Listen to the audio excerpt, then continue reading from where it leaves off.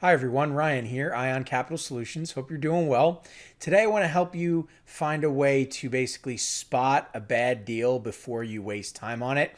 Okay, many of us are playing the numbers game out there. We're trying to essentially work with as many clients as we can, grab their information, forward it to the lender, and hope that the deal funds. And the reality is we're wasting time on bad files when we do that. Imagine for a second you're in a riverbed, right? Sifting through the riverbed with a pan in hand, sifting through the mud for gold, right? Well, how can you identify the gold and quickly and stack it neatly? That's your qualified applicants, right? That you can submit to the lender for a commission. If you're giving each grain of sand in that riverbed the attention you feel it deserves with your customer service hat on. You can't. You're going to be there forever sifting through that mud, right? That riverbed, instead of focusing on getting to the gold quickly. So, with that being said, again, here's how to spot a bad deal before you waste time.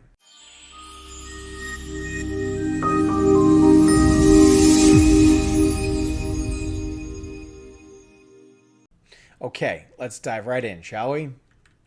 So, we've all heard this term, pre-qualification. You have to pre-qualify. However, I believe that many people in this space are not correctly pre-qualifying their clients. The pre-qualification process seems to be a more conversation of who are you and less do you actually qualify. So what I mean by that is, if it's for instance, if we're looking at business funding, it's a merchant cash advance. You'll say to them, what type of business is it, right? Where is your business located? What is your percentage of ownership, right? Are you seasonal? What percentage of business are you doing in credit card transactions, whatever it is? How much money do you need? That's the pre-qualification. It's almost an acceptance of working with that individual where this just gathering some basic information in a survey and then we're handing off to the lender. There's no actual qualification really going on. There's no disqualification going on to where we're asking the harder questions. Same thing with real estate. It's, hey, do you need money? How much money do you need? What type of loan product do you need?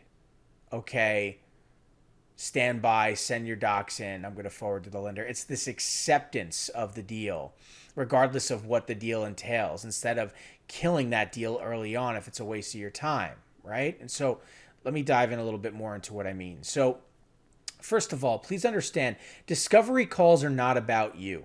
When you get on the phone with a new client, you shouldn't be spending all of that time talking about you and what you offer and letting the client ask you a million questions so they can decide whether or not they want to work with you. You've already lost if that's what you're doing. The call is about discovering information about them and the deal to understand whether or not this is somebody that you want to work with. That's the call.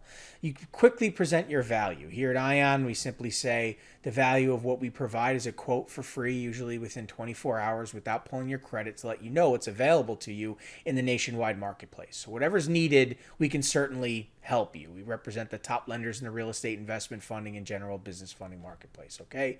So what we need to understand is what you look like on paper, you as the owner, the entity, your cash flow, your liquidity, your assets. That's what we focus on, right? And we turn the tables at the client. And then we pre-qualify. So what do I mean by that? Well, ask the right questions is the most important bit. Okay. So more specifically, if we're looking at a general business funding deal, for instance, okay, we want to ask the client, what's your actual revenue? Right? So any business funding product is going to be based on their revenue, not their deposits. So when you ask a client how much are you grossing a month and they say 100,000, then you should ask them again. Okay, how much of that is actual revenue?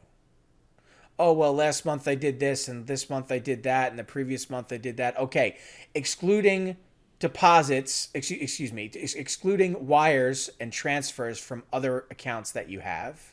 By the way, if we see that on the bank statement, we're going to need to see additional bank statements from those other accounts.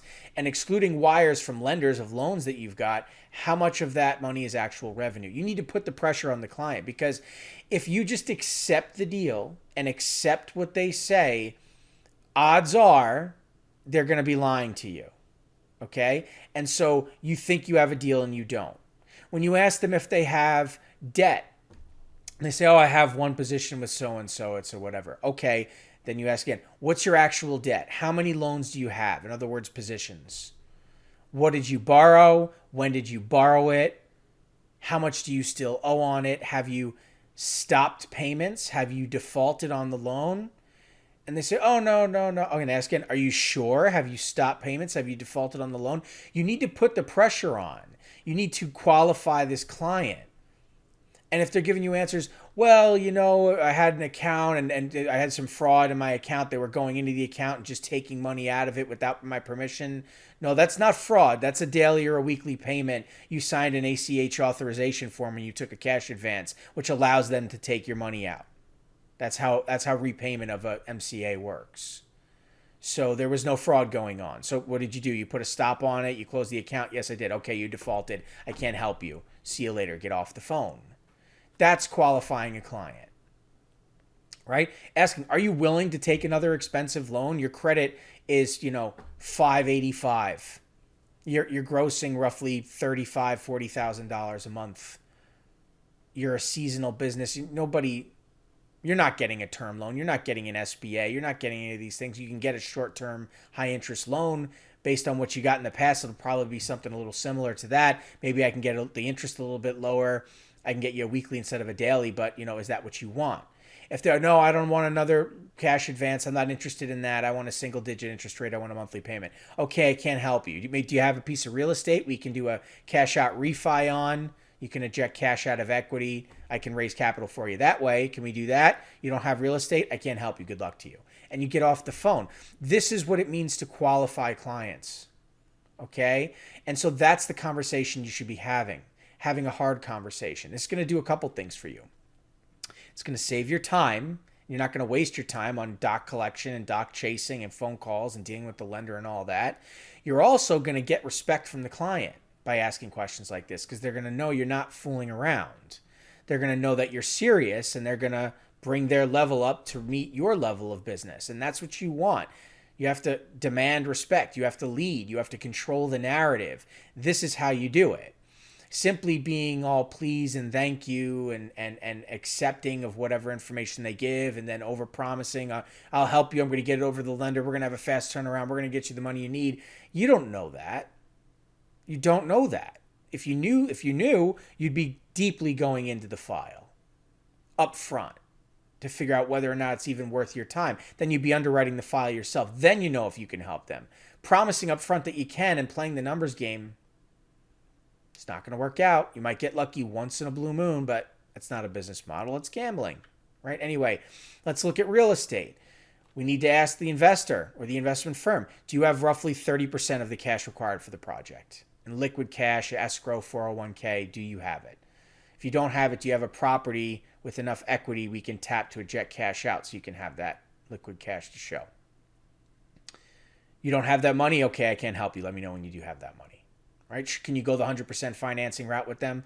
Sure, you could. Is it going to end up being more expensive than hard money? Most likely. Okay, so let them know that up front. We can look into that. It's possible, but it's not that simple. Okay? Do you have relevant experience in the past 2 years? You want money for a fix and flip, for a buy and hold, for a new construction. You want a portfolio, whatever it may be. Have you in the last couple of years borrowed money for this type of project, paid it back on time, and earned a profit? What's your track record, your relevant track record? If there is none, you don't have experience. If you don't have experience and you want this money, it's not likely they're going to get what they want. Can we help a first-time flipper? Sure. Somebody wants to do a big commercial or new construction project without experience, they've never borrowed money like that before? No, it's not even worth your time. And they likely don't even understand how the process works to begin with.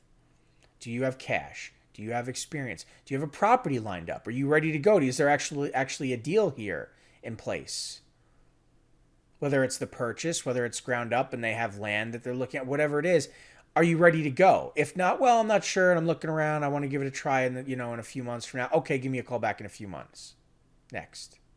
Don't waste your time. Qualify up front. Make sure you actually have a deal. And you'll notice here in the last slide and this slide, we have a calculator up top. And we have a calculator up top because you need to have your calculator out. You need to be working the numbers for yourself. Okay, if we back it up for business to business for a second, we need to understand you can afford at a maximum 16 to 18% of your monthly gross revenue to be going out the door in repayment of a loan. That's what lenders will allow in the business funding space at a maximum. So it's not how much you want, it's how much you can afford. How much is currently coming out of your monthly gross revenue in repayment of other loans? How much can you afford based on your cash flow? And then you have to be able to calculate the numbers. Okay, you want X amount of dollars.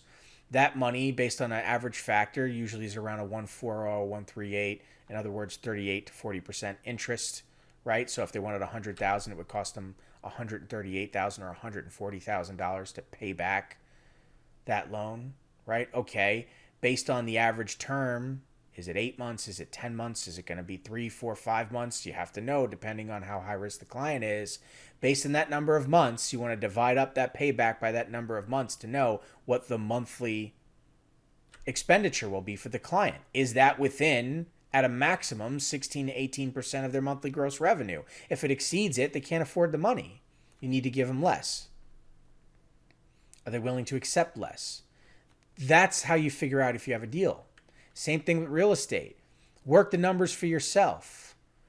There's the loan to value ratio. There's the after repair value. You have to understand coverage, and these bits and pieces play into it. When they talk about the purchase price, the cost of the rehab, and all these different things, are they unrealistic about what they think they can get for the property? If they want to do a cash out refi, whatever it may be, you need to be able to work these numbers out for yourself and ascertain as to whether or not there's actually a deal to be had. If the numbers line up and make sense, if this person knows what they're talking about. If you don't, do you have a deal? Is it going to fund? Does it make sense? Or are you just wasting your time? This is the point. This is really the point, okay? And I'm going to say something here that really needs to be taken constructively. Do your job. It's not the job of the underwriting team for the lender to do your job for you. In other words, to qualify your client and underwrite the file for you. It's not. It's your job. If you're a loan broker, your profession is qualifying applicants, providing consultation, helping them navigate the space, and tailoring solutions for them. And those solutions are the solutions provided by your lender partners. You're not just supposed to forward to the lenders and hope that it works out. You're not doing your job. Right? Frank Sonnenberg said, dependency purges people of their dreams, makes their spirit atrophy, and enslaves them to a lifetime of mediocrity. Okay? Jack Welch said, control your own destiny or somebody else will. It's just perfectly put. It's just so true. If you don't want to waste your time, if you want to make money in this space, you've got to control your own destiny. You cannot be dependent on others to do your job for you. You have to do your job. And the sooner you do it, the better off you are, the less time you waste. So have the hard conversation up front. Be willing to have that conversation. Be willing to stand up to your client. Be willing to say these things. It'll help you make more money. And isn't that the point? Isn't that why you're doing this? Right? Because the reality is, if you're not doing that, you're doing this. You're playing the lottery. Look at these lottery tickets as applications for funding. Imagine filling out each one and having a phone call with the client, collecting information, and then forwarding to the lender. And then the lender wants this document and that document, only for them to inevitably kill the deal because there was something wrong with it that you didn't ask about up front. It could be a bankruptcy. It could be default. It could be another owner of the business that's defaulted recently that you didn't even know existed because you didn't ask about ownership up front. Sure, but it could also be just flat out affordability. Maybe their profit and loss and corresponding balance sheet don't line up. Maybe the tax returns don't line up, doesn't show actual affordability. Sure, the last 3 months bank statements look good for whatever reason, but long term, the picture doesn't look good. The lender's not feeling good about the deal itself. You need to be able to measure their annual affordability. Look back and see what the repayment's going to look like. You know, if the last 3 months look great, what about the next 6 months? What have those months looked like in the previous year? Those are the repayment months. Are those down months, weak months, because they're a seasonal business? The lender's not going to feel comfortable, right? And so on and so forth. We need to understand that. We don't want to waste our time doing paperwork and chasing documents and having unrealistic expectations of the deal working out and getting our client to hold on while we try and pull it together and then falling to pieces when the deal doesn't work out because the lender says no. That's just gambling. You're buying lottery tickets, applications, right? You're buying leads, you're getting applications in, you're forwarding to the lender, like taking these lottery tickets and mailing them in or bringing them to the store clerk, right? And hoping that your winning numbers come up. That's not a business model. That's going to only lead to a lot of wasted time. And that's just the truth, okay? So that's the lasting impression I want to give you. Stop gambling. Start controlling your destiny. Understand how to make the most of your time and understand how to disqualify clients right away so that they're not eating up your valuable time. Very important, okay? All this and more here on our YouTube channel. If you're not yet subscribed, please do subscribe. Thanks so much for following us. I'll catch you in the next video.